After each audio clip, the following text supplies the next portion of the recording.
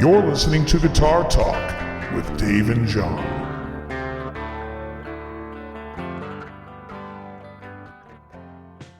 Ladies and gentlemen, you have entered the realm of Guitar Talk.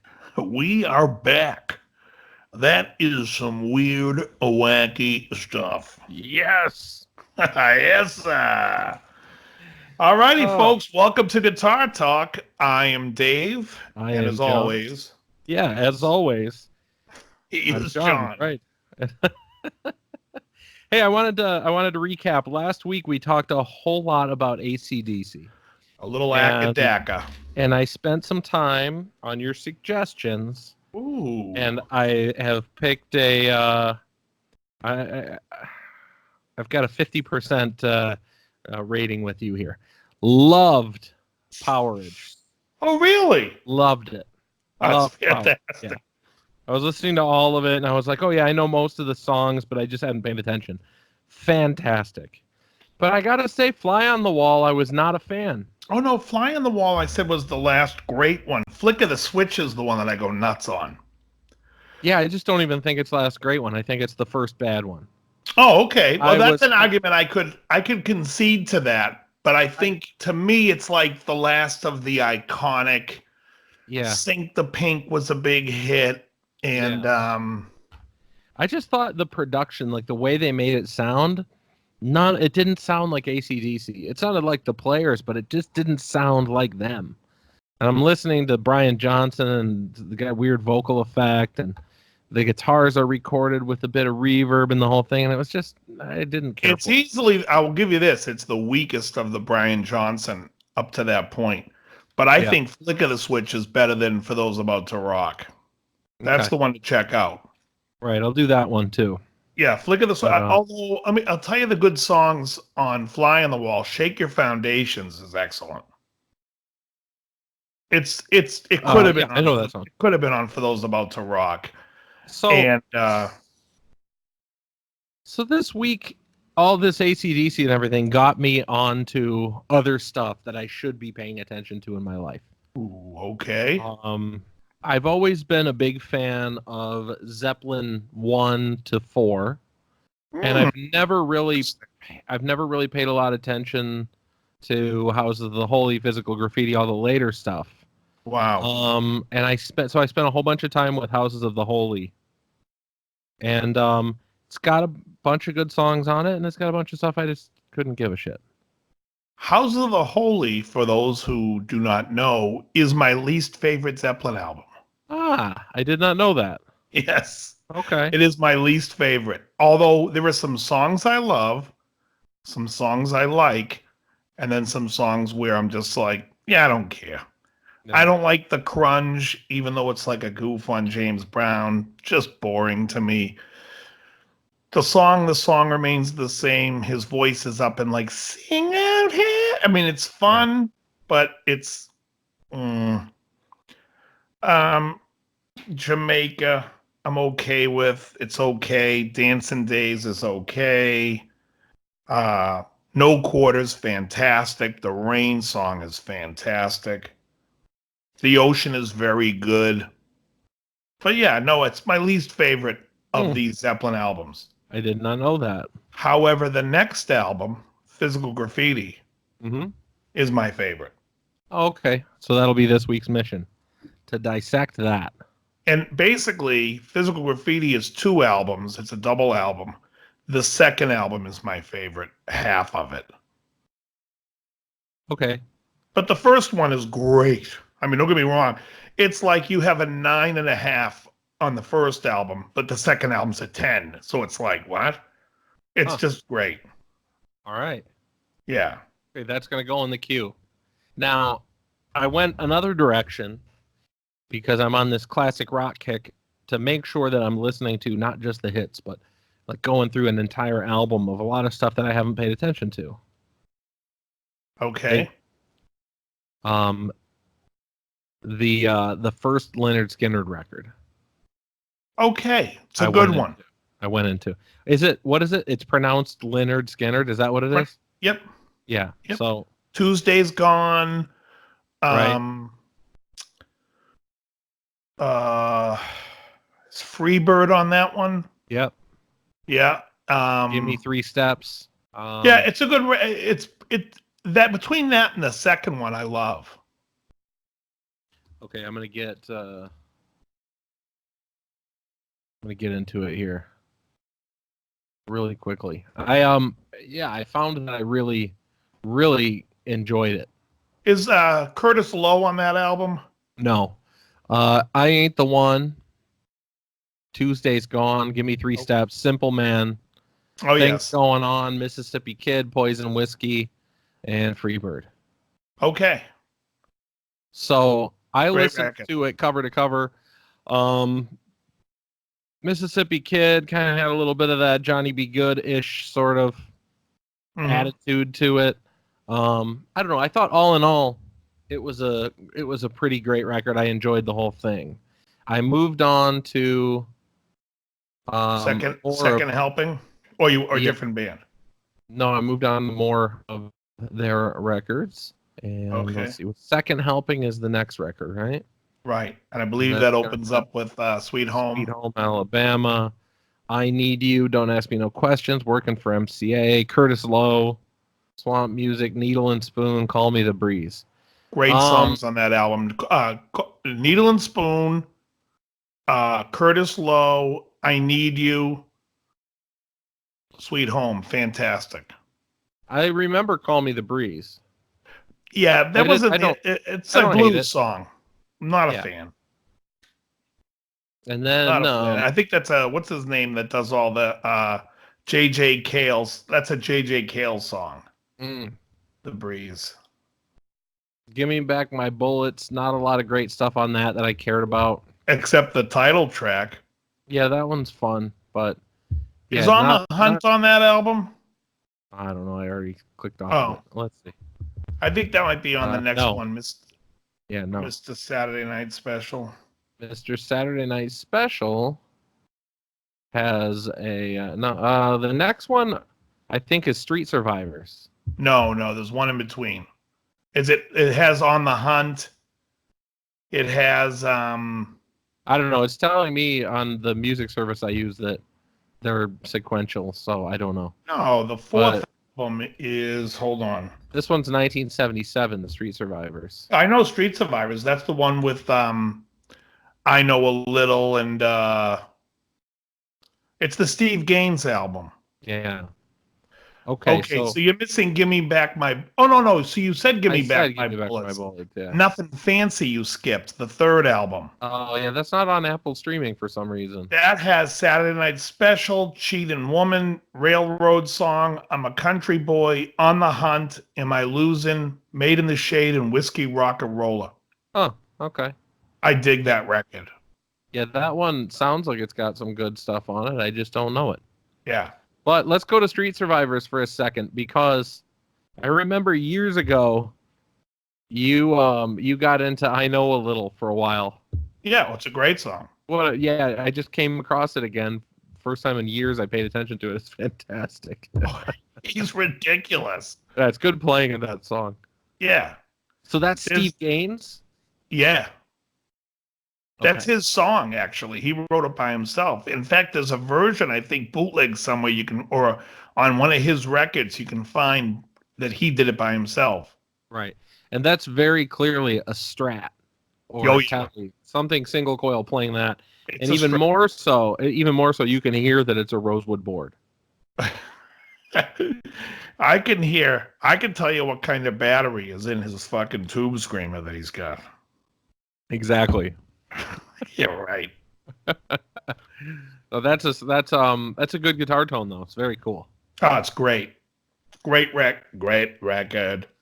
Well, let me just say a couple of things that you brought this stuff up, because you can go through like a funny band to me was always Bad Company, because I don't know if you've ever listened to Bad Company's first album, but it's ridiculous. I mean, it is like every song. Company. Every song on that record's fantastic. All right, but can't get enough. Yep. Second song is Rock Steady. Yeah. Ready for Love. Yep. This is where I'm gonna die. Is it The Way I Choose? Nope. Don't tell me. Is it The Way I Choose? No. What tune is it? Don't Let Me Down. Oh, Don't Let Me Down. Tell me love can be found. Don't Let Me Down is basically a Beatles ripoff of Don't Bring... Don't let me down. it's the same thing. Very similar of it. And then The Way I Choose, right? No, then Bad Company, then The Way I Choose. Oh, really? Bad Company, The Way I Choose. Oh, that must be in a weird order. Then there's Moving On. Yeah. And Seagulls on the record. Yep. That's the last song. But then that's what it's telling me. And then there's one other song. What is it? According to this, that's it. Oh, okay, that was it. Yeah. It's a great, great album. But then you get to the next album, and it's like, it's a stinker. What's the next record called? Straight Shooter. Straight Shooter had Johnny Was a Schoolboy, Shooting Star. Okay. It had Good Lovin' Gone Bad. And it had the other hit, Feel Like Making Love. And then the rest of the album was Dog Meat. Right. Yeah. All right. Then they had Run with the Pack, and that had a couple of great songs. Silver, Blue, and Gold. Had the song Run with the Pack. I think Live for the Music's on that album. Then you get to another album, Burning Sky, and there's only Burning Sky on the record that's worth shit. And then Desolation Angels has, like, the first side is fantastic and the second side stinks. I just think they're an odd band that they come out of the gate swinging with such a hit, and then it's like, and then a dud. Right. Speaking of Desolation, how good is Desolation Boulevard?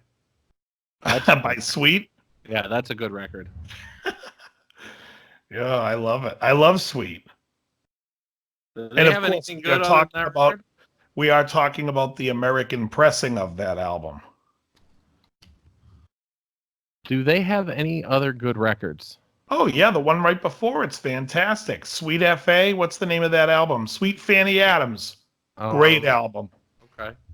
All I know is... And Love Is Like Oxygen's on the... Let's see. 78 album. I can't remember what's the name of that album that came out in 78. If you said it, I would know. Let's go! Boom, boom, boom, boom, Ballroom Blitz. Yeah, Ballroom Blitz, for those who don't know, was originally done by Sweet, and it's fantastic. Yeah, Sweet. And then they also did their other big... Covered by Tia Carrere, right? I always thought the best song they did was Fox on the Run. Okay, that's a good one. And that's on Desolation Boulevard. Yeah. The 16s. No, you don't. Yeah. ACDC. I Want to Be Committed. Yeah. I remember listening to this hold on, record. that album you're naming is the British one. Okay. There's an American release that's better. Oh, all right. I don't know. Are you on Wikipedia? No. Apple Music. I think the 16th is one. This show is in no way affiliated with Apple Music. Right. The great thing about the Sweet, most people don't know who the people were in the band, but if you listen to Ballroom Blitz, you'll at least know three. Are you ready, Steve? Andy? Mick? All right, fellas, let's go. That's hilarious. How odd is it that in the 1970s, every rock band had a Mick? Well, because they were all British. Mick Tucker was the drummer for Sweet. Dude, there's so many Micks. On bass, Andy Scott on guitar, and Brian Connolly on vocals. So there was, let's see. So Sweet had a Mick. Yeah. The Stones had two at one point. Right. Let's Mick see. Jagger, Taylor. Uriah Heep had a Mick. They did. Who'd they have? Is his name Mick Taylor? Is that another Mick Taylor? I can't remember the guy's name. He's one of the guitar players. Was it Mick Moody that was in I don't know Mick Moody. I've never heard of it. Wasn't he the guy in Whitesnake? Oh, I don't know. Mick Ronson was in the Stones at one point. What else did he play in? No, Mick Ronson was in sorry. David Bowie. That was Bowie. Yes, Who was it? Mickey Moody was the guitar player for Whitesnake. Okay. Yeah, there are no Micks anymore, but there's an awful lot of them in 70s rock. Well, they're all Michaels. It's just any British guy named Michael becomes Mick. Oh. You know? Mickey, even Rocky had a Mickey. Mickey That's Dolenz. Oh, sure. Hey, hey, we're the monkeys. People say Gilly. the monkey around. What's that? Mickey Gilly. I don't know who that is. Mickey Gilly. He owned the Gillies. He was in Urban Cowboy. He had a couple of horrible songs. Who's Mick Jones? Mick Jones. Mick Jones is the guy who not only did he produce 5150, he was the guitar player songwriter of Foreigner. And there's another Mick That's Jones what that was in for. the Clash. Okay. We're getting through a lot of them. Getting through a lot of Micks. All right. Was there any Mix and Mr. Mister? I just assume there's Nope. a chance. Nope. There was what was his name? Steve Farris and Richard Page. I couldn't name anybody else in the band. I'm not that good. Now, how amazing, this is completely off topic, but I know you love it. How amazing is the Take These Broken Wings scene in MacGruber? Oh, well, MacGruber itself. Folks, I'm off the rails, but that's an I got- unbelievable movie if you've never seen it. It's so I've funny. got a truck full of C4 that I packed myself. No. Oh, if you haven't Thanks. seen it. Guys. It's unbelievable. When he's talking to Gunther, Gunther's like, I blew up all my own guys. Well, you too. Oh, wait, no, that wasn't me. That was you. I'm not an idiot. Right. I love when It's the he comes best. downstairs and he's just like, I just took an upper decker. And she's like, what's that? He's like, it's when you take a dump in the top part of the bowl. But anyways, and he goes right into something else like it's nothing. Great movie. Oh, you think he's handsome? Why don't you marry him? Right. Which he's like, I was listening to that handsome guy talk to those women. Oh, so he's handsome. Right. Why don't you marry him? Yes. Why don't you leave the mission? We'll be fine. So stupid. Oh, it's Right. easily derailed. It's really great. Folks, I was telling Dave before the recording, or the taping, as we can call it here, I'm very tired, so I might be a bit slap happy.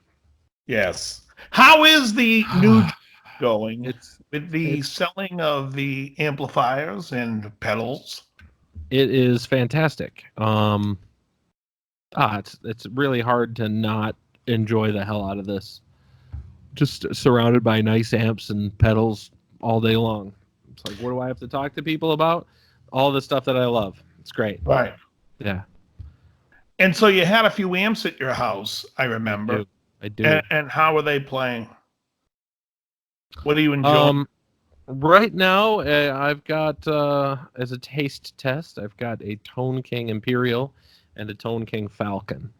Oh, so some low-end amps. Exactly. Yeah. It's about $5,000 worth of amp right there, I guess. Yeah. It's stupid. The Imperial's pretty damn nice, though. The Imperial's outstanding. The Falcon, I think, is a bit misunderstood. It seems to me that everybody's like, Falcon's all right, but I really like the Imperial. The Imperial is like it's like the golden goose of blackface type amps.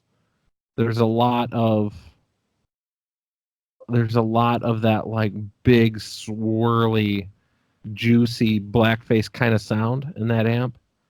If you want Juicy, it's buttery. it's a bit like a warm sweater fresh out of the dryer.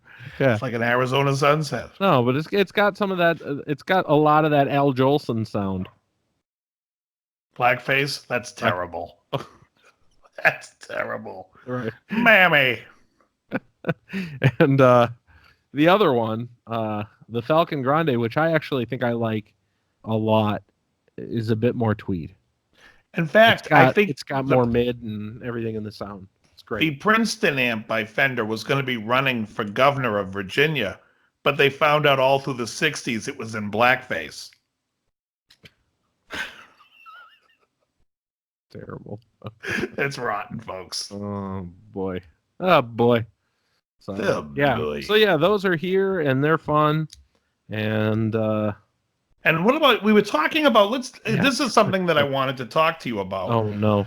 Oh You no. messaged me midweek and you said, listen, I'm in jail. The Right. woman said, she said she was a woman. No, but you said you're trying to figure out a new guitar that you could Oh, play. Oh yeah. And we talked about a few guitars, and I thought they were they were good. But guitars that I guess you were looking for something that not everybody plays that would be a cool guitar to play. Yeah. So in the ever stupid search for cool guitars, just feel like there's got to be like a guitar that when you go out on stage, it not only sounds good, but all of the chicks in the crowd moisten from the sight. Christ. You know what's funny is I just don't know what it is. You brought up the Dean Cadillac, and I think the Dean Cadillac is a very cool twist of the Les Paul. I mean, Yeah. to be real, what it is. I always thought the Robin Fleetwood was one of the sexiest guitars ever that nobody played. Have you seen it? That headstock is just whack. Well, it's the Modern. They Yeah. basically stole it from the Gibson Modern. Right. It's called, now wait a second. My notes, I have the Robin Buckner Fleetwood, but that was a Cadillac Fleetwood with very poor suspension. Oh, that joke is unknown to literally everybody in the audience. Except you, and that's why it's funny. Yeah. No, yeah.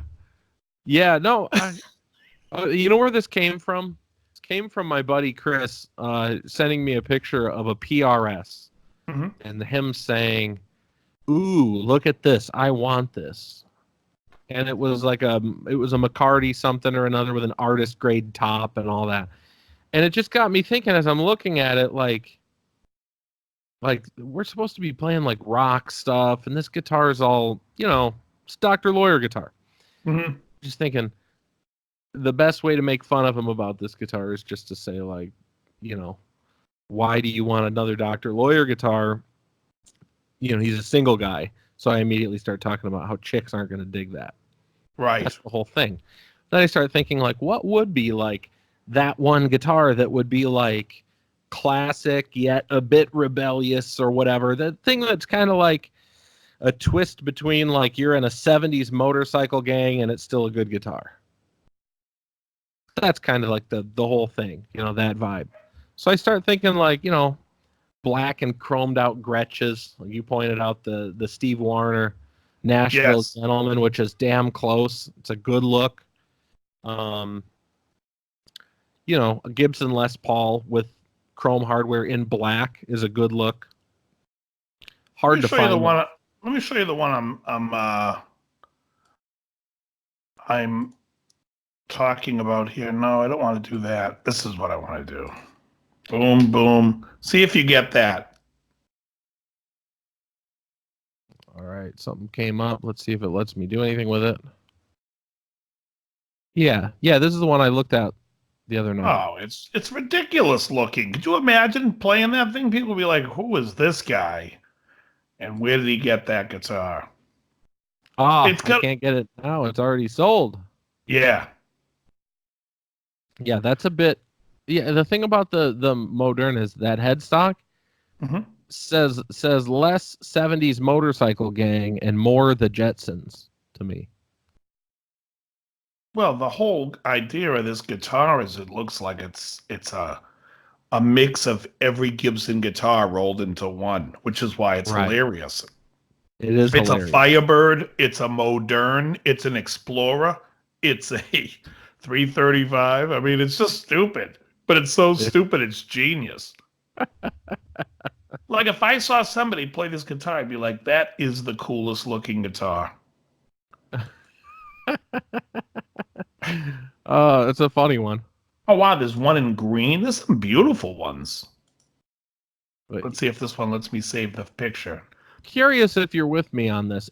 Is it true when I say or speculate no woman alive is attracted to a man who plays a PRS? It's a boring guitar. You know what it is? It's antiseptic.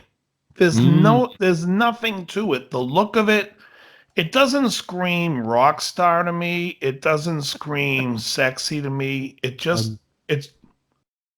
there. I mean, it's just I don't really care for them. I find the sound of them and the playing of them very antiseptic too. Whereas if you pick up a nice Strat and you play a couple of licks on it, you're like, oh yeah, that's a Strat. And then your pants come down around your ankles and you're searching for that porn actress name on the box. Thank you. I have no idea what that means. I don't know either. I've played a few PRSs that have played like ridiculously good. I think they're all made incredibly well. And nowadays they're making some that have pickups that sound really good, which was always a failing years and years ago. But they've got some good pickups now. Gretsch? PRS. Oh, PRS. What do they call 5708s or whatever? Those are good sounding humbuckers. But I don't know. yeah, it's I'm just looking for some more like attitude with it. Yeah. I like the idea of you playing the Steve Wariner guitar. Yeah. I think it's close. I don't know if I like the sparkly black. Is it sparkle or is It is. or is it like sparkle if you study hard for it? Because it doesn't look like it's not. They don't call it sparkle black. No, it's not like the sparkle silver that they do on the Jets, but it is metallic. Yeah. And so the black is textured like that. It's a beautiful guitar. If it had someone else's name on it. I don't know if you'd son like of a it. bitch. I don't know if you'd like it as much. You son of... I mean, isn't it a ripoff of another guitar anyways? It is really close. I mean, it's a ripoff of a Country Gentleman, right? Or No, there's something no, else. not really, because that's a double cut. Yeah. It's good. Whatever it is, I think that I'll tell you the one that's the closest that I saw that I really dug was one of the broadcaster models, but they didn't do it in black. I think it was just like offered in like orange, and then maybe like there was a red one or something. It's just kind of a bummer. what was the name of that guitar that Billy Gibbons played that was a Gretsch? The Billy Bow thing. Yeah. What was that called? I don't know. I could see you playing that. Oof. You're just throwing all these weird shapes at me. No, I'm just trying to. That's the worst guitar ever. Yeah. No, that's not the one. What about a guitarone with a pickup? Ooh. A giant Mexican guitarone with the pickup in it, you just staple a Fred under it. Have you watched Nacho Libre? I've seen scenes from it. You got to give it a shot. It's underrated for sure. It is really dumb. It's really dumb, which I enjoy. Yeah, that's fantastic. Anyways, that's my What search. about a Telly? What about a Telly? I've got that black and chrome G&L coming sooner or later. Oh yeah, there you go. That's It's all black and chrome. What color is the pick guard? Black. Okay, good. You got the black. Yeah, 3-ply black, and then black pickups, black paint, chrome bridge, chrome knobs, Fingerboard. chrome. The fingerboard's chrome. Right. Rosewood. Okay. And Indiana rosewood. And the headstock is natural, Yes. not the matching. All right. Could have gone with the matching. I kind of wanted the natural headstock. I'm not sure No, if that was a good choice. I prefer it, but I think it could be a cool looking guitar. It could. We're going to give that one a shot. If it isn't, folks, this will be up for sale on the next. Put your orders in now. Right. It's In case you guys haven't realized how this show works, on that one. Jon talks about an instrument he buys, and then you guys just start putting in the bids because he won't hold on to it for more than 2 weeks. How long have I had that Dirty Shirley now? A month, maybe, right? Yeah. A dirty. Not going anywhere anytime soon. Right. Well, now you can't. You work at the company. Hey.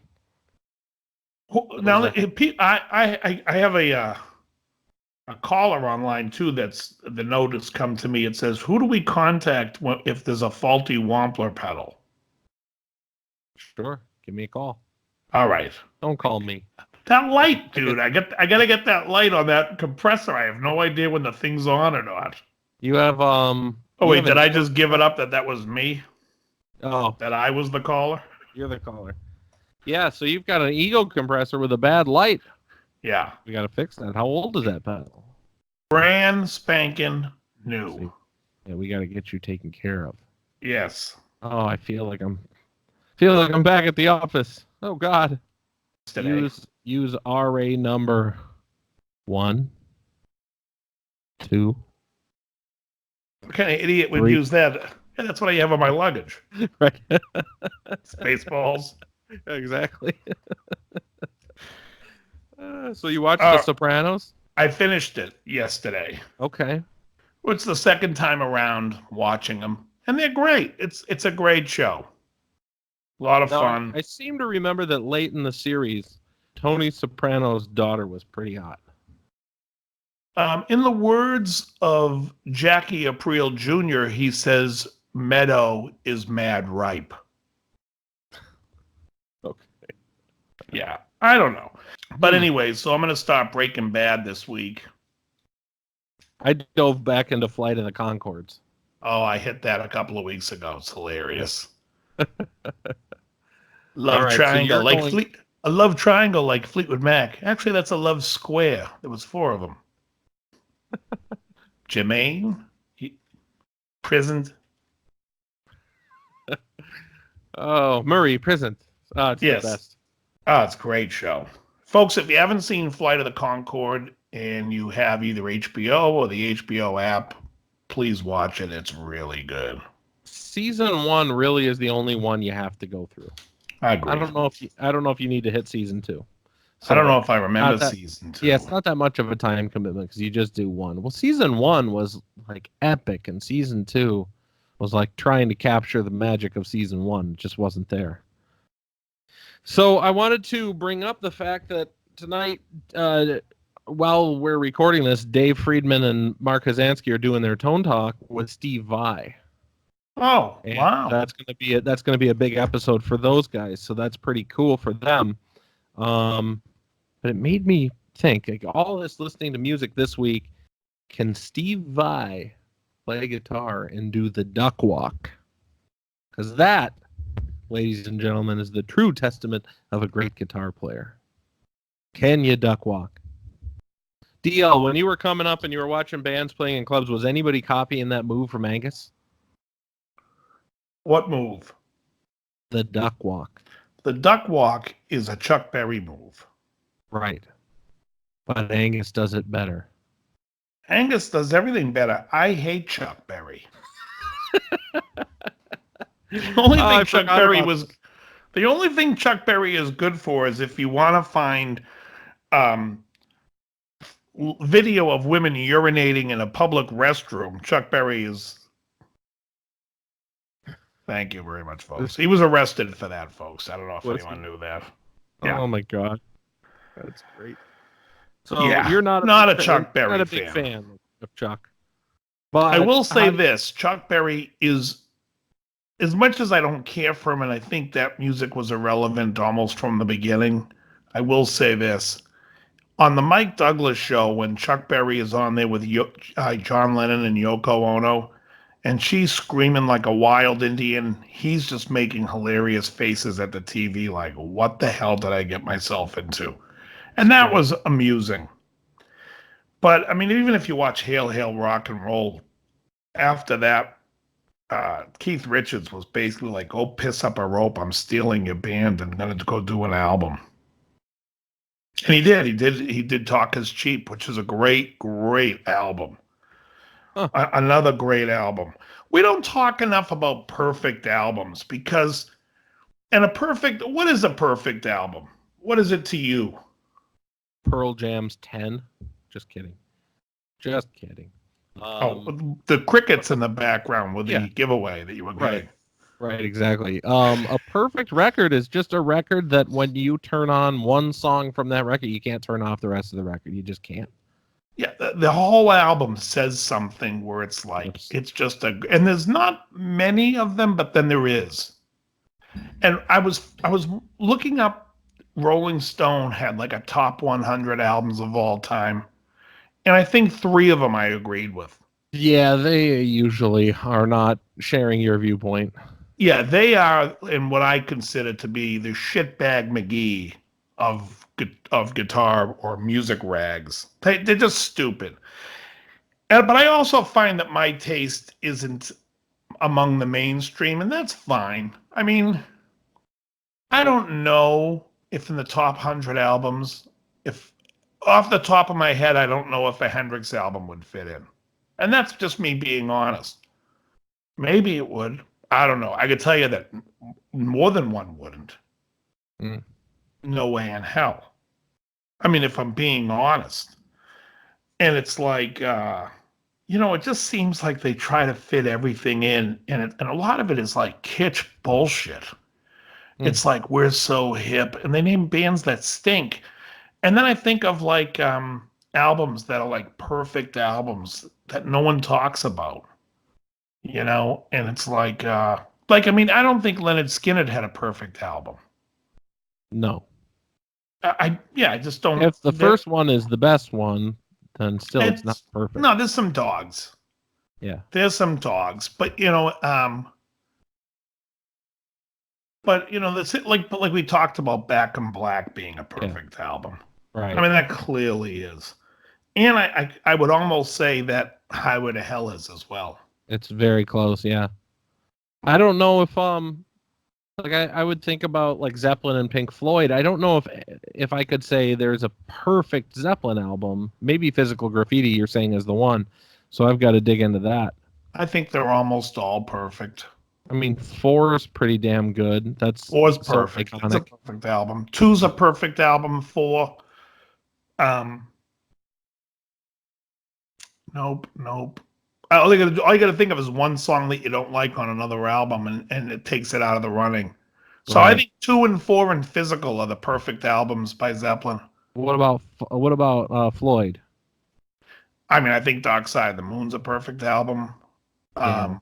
I think Animals. I think Wish You Were Here. The Final Cut. I think The Wall is close, but it's not. Yeah, I think there's too much fluff on that person for me. Yeah, I used to like it so much more. And as I get older, I don't think there's any Queen albums I would say are perfect. You probably feel differently. Oh yeah. Yeah, Queen, I would probably say,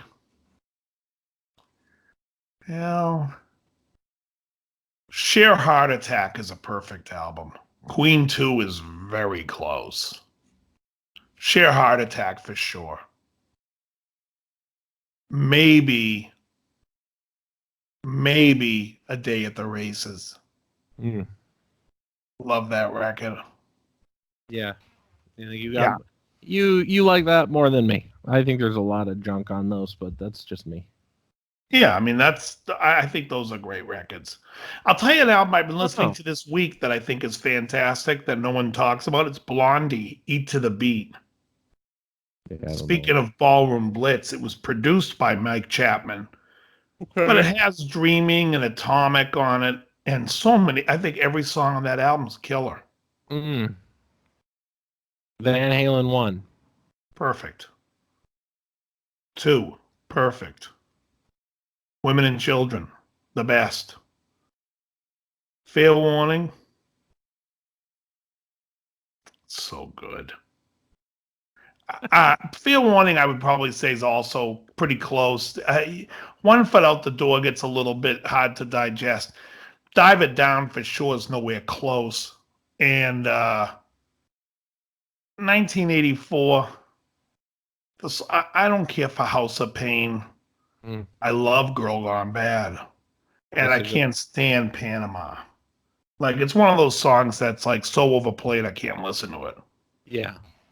The it's funny, I think about what I grew up with, like listening to Megadeth and all that. Rust in Peace comes close for a thrash record being perfect, but then you've got to listen to that stupid bass song. What is that song called? Dawn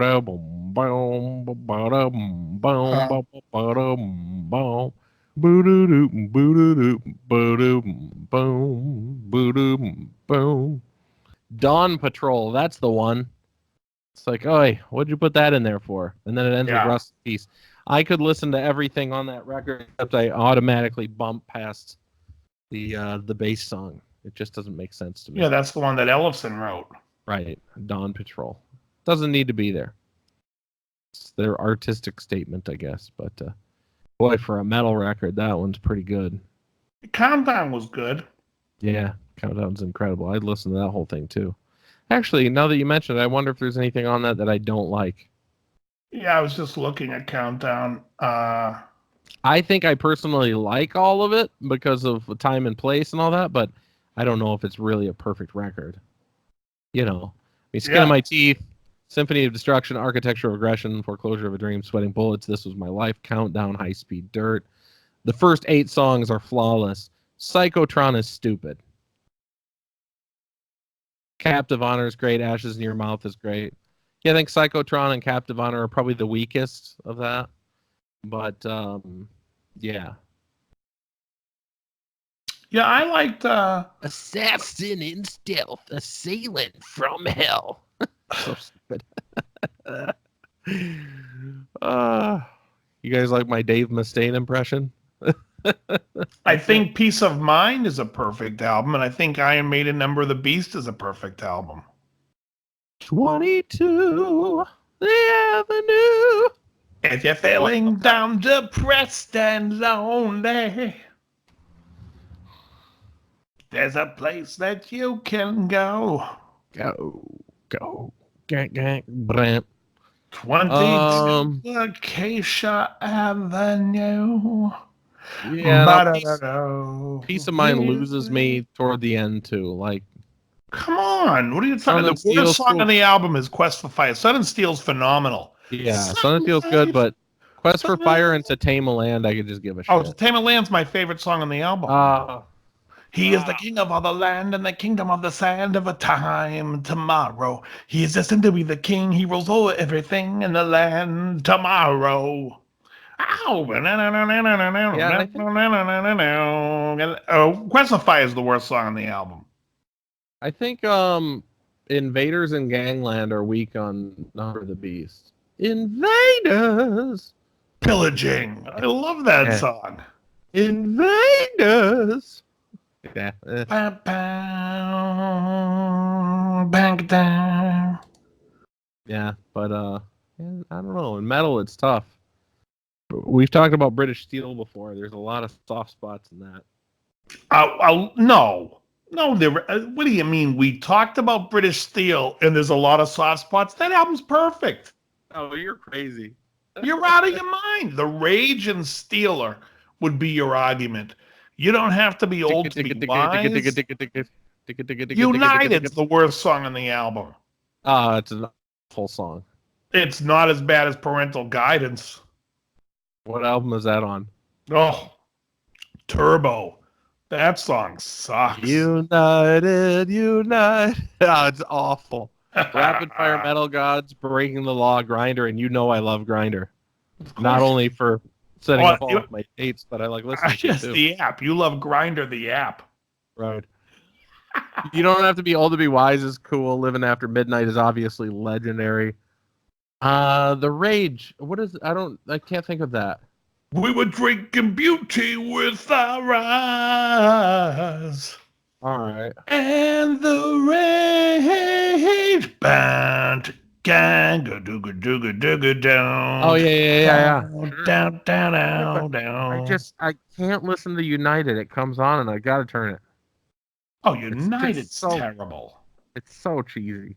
It's But it just can't terrible. be a perfect record, even if there's one that's awful. Just one. That's all it takes. All right, so I say then Screaming for Vengeance is their perfect record. But that's not that great either. No, that's blasphemy, right? You give me pain. And But- you're bringing me pleasure. I love pain and pleasure. Get out of my way. It's just Love it. oh. I love it. Viva. Fever's great. Devil's Child's great. I'm Hell- desperately wanting to say that Bloodstone is stupid too. Bloodstone. Love it. Wow, Come on. I'm terrible. I What love can I that say? stuff. What can I say? What can I say? Another great album, which has What Can I Say on it, was Boz Scaggs' Silk Degrees. That's a great album. What do you got going this week? What's the music world bringing you? This week I have students. Oh. I have 2 gigs next weekend. I have an AM station gig on Friday and an FM station gig on Saturday. All right. And I have what about very you? little. I have my final Elvis gig on Saturday. I have a rehearsal tonight. So I've got to go and do the hard rock and cover band tonight, and then the Elvis gig on Saturday. That's it. what's I'm the out. where's the Elvis gig? Some place called the Tiki Bar in Costa Mesa or Orange or something like that. It's a little concert venue down there.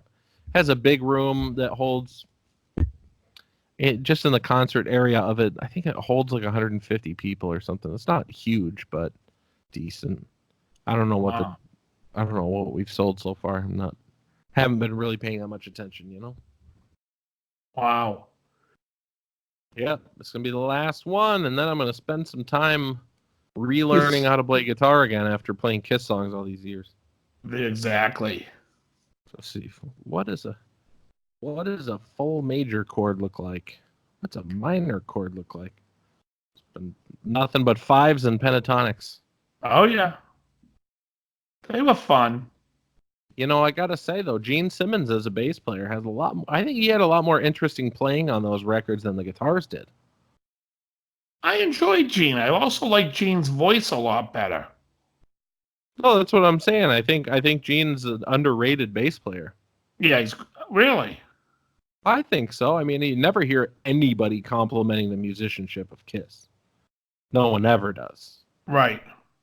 You know, and for the most part, rightfully so, but Gene's a pretty good bass player, I think. It's some interesting lines. Yeah, I think there was some cool stuff on those records. Gotta love that doop doop biddle doo doo. Like an iconic bass line in the middle. Oh, you're doing Detroit Rock City? Right. Dude. Yeah, well, that's what I mean. It's like this iconic bass line that's just under everything in the song. All you gotta say is boom boom biddle doo doo, and everybody knows what you're doing. Which Right. is that's pretty incredible that people would recognize something like that, you know? Yeah.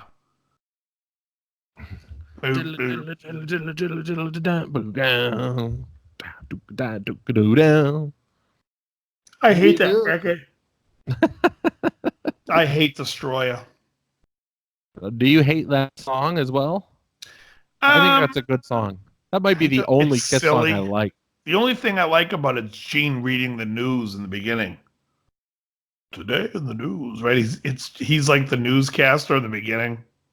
Oh, yeah. I haven't listened to the record at all. Yeah. It's one of those bands I just can't get into. No, I hear you. Bored to. You know who I talked to this week was David Paul, Oh yeah, I can't remember that guy. the Barbarian. Mm-hmm. And I'm gonna go. I have a couple of open weekends in September. I'm gonna go down there and maybe record some stuff for him, help him out down there. But he was saying that he was working with. He talks to Michael Sembello, so I called Michael to try to get him to come on the show. Okay. And I spoke to his manager, but I haven't heard back yet. Now, where's David living these days? He's in Rhode Island. Okay. Yeah, like not really close. Like Providence is very close. He's about another half hour out. Mm, He's out in the sticks of Rhode Island. right. I got to make dinner for these rotten little kids over here, so I'm gonna get rolling. And then we'll catch up midweek, and then I'll see you here next week. Let's try to do it on Sunday if you can next week. If you can't, we can't. But if you can, it might be easier. I think I can. All righty. Perfect. All righty. Very good, everybody. See you guys later.